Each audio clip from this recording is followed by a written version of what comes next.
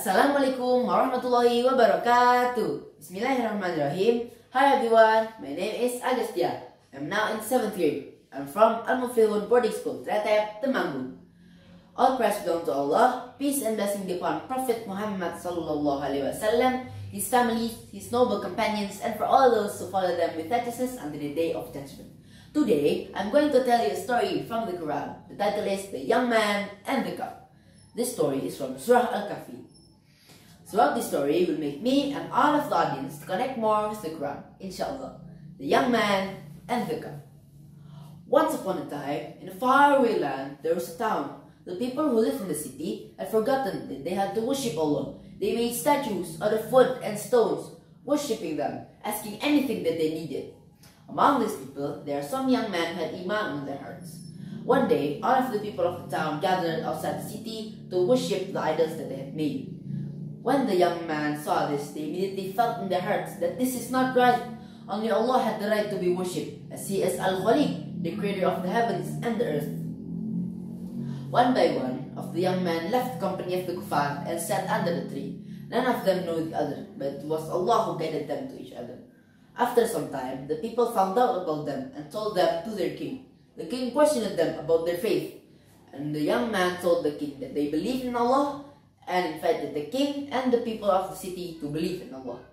But the king did not believe in Allah, and the king got angry and told the guards to punish the young man.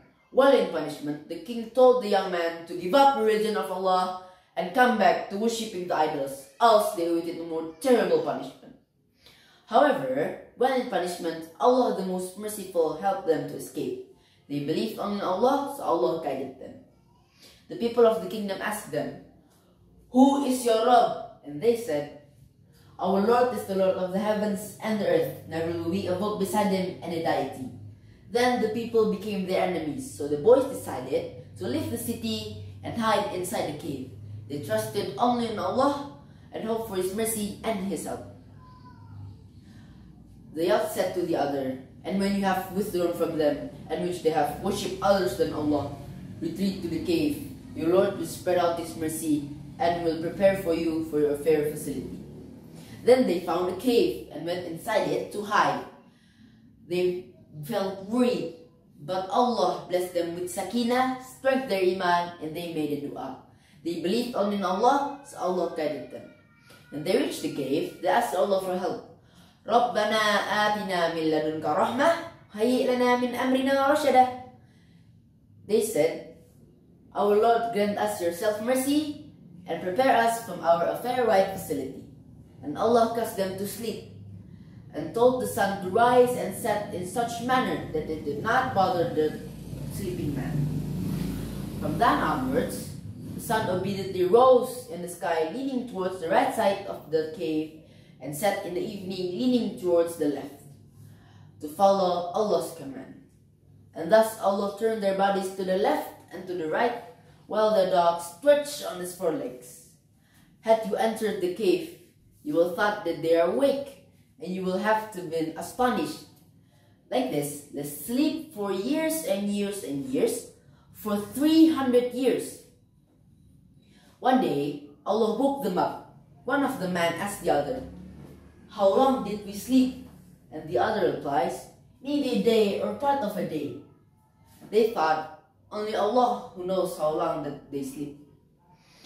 So they decided to send one of the young men to the city to bring some money to buy some food, and told the young man to be careful lest they catch him and took him back to the wrong religion. So he disguised himself and took another road to the city. As he knew it, he could not able to recognize it, as everything has changed over the past century that has passed. He thought maybe he was dreaming or confused. He quickly went to a man who was selling food. When the man saw that the coins that the young man offered, he could not able to recognize it and thought maybe the young man just found some treasure. And they asked the young man, "From where did you get these coins?" And the young man asked, "I'm from this land. I was living here yesterday."